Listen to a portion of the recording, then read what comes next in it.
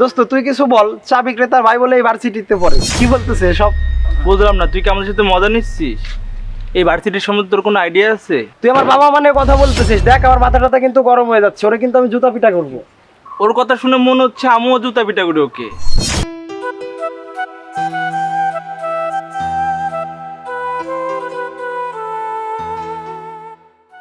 যে গরম পড়ছে, দেন মামা দুইটা চা দেন, একটু লাড়ায় চাড়ায় দিন।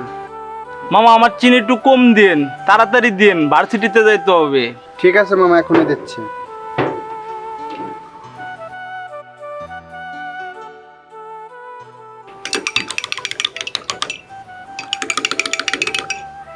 নেন মামা আপনাদের চা।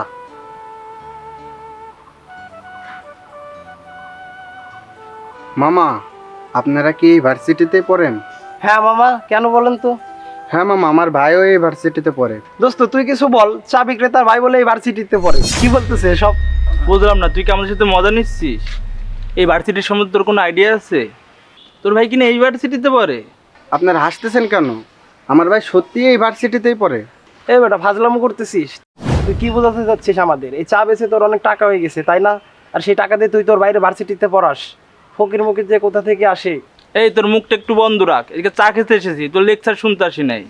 এই ভার্সিটিতে পড়তে গেলে যোগ্যতা লাগে না, টাকা লাগে, যেটা কিনা তোর নেই। সামান্য চা বিক্রি করে তোর ভাইকে ভার্সিটিতে পড়াস? তোর ভাই মনে হয় তোর সাথে মজা করছে, বুঝছিস? আরে ভাই, এটা কেমন কথা বললেন? আমি চা বিক্রি করি বলে কি আমার ভাইকে এই ভার্সিটিতে পড়াতে পারবো না? আমি চা বিক্রি করি আর যাই করি, সবই আমার এই ছোট ভাইকে পড়াশোনা করানোর জন্যই করি, যাতে আমার ভাই বড় একজন অফিসার হতে পারে।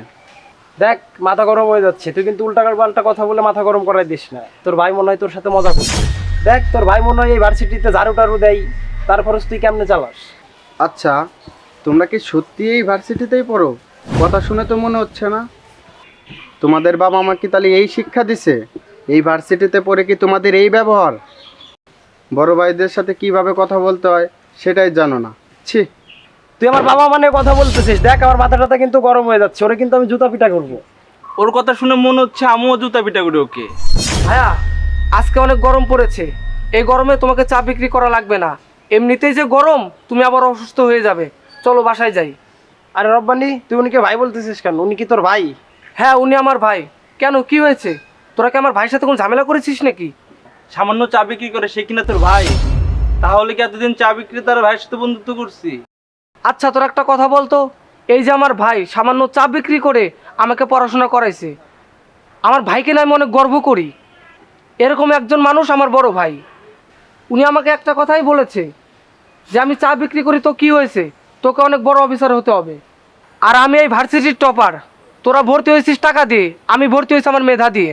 দিনের পর দিন তোদের নোটস করে দেওয়ার জন্য তোরা আজকে ভালো রেজাল্ট করতে পারিস, আর তার প্রতিদান তোরা এইভাবে দিলি। আর তোরা আমার ভাইকে অপমান করলি, কাজটা তোরা ভালো করলি না। তোরা আমার বন্ধু, তোদের আমি আর বেশি কিছু বলবো না। শুধু একটা কথাই বলবো, কখনো টাকা পয়সা দিয়ে মানুষকে বিচার করবি না।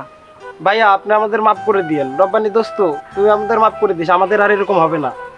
আচ্ছা, আমি ওদেরকে মাফ করে দিলাম, কিন্তু রাস্তাঘাটে এরকম বয়স্ক লোকদের দেখলে কিন্তু এরকম ব্যবহার করা যাবে না, এটা মাথায় রাখো। ভাইয়া, এই গরমে তোমাকে চা বিক্রি করা লাগবে না, চলো বাসায় যাই। ঠিক আছে, চল।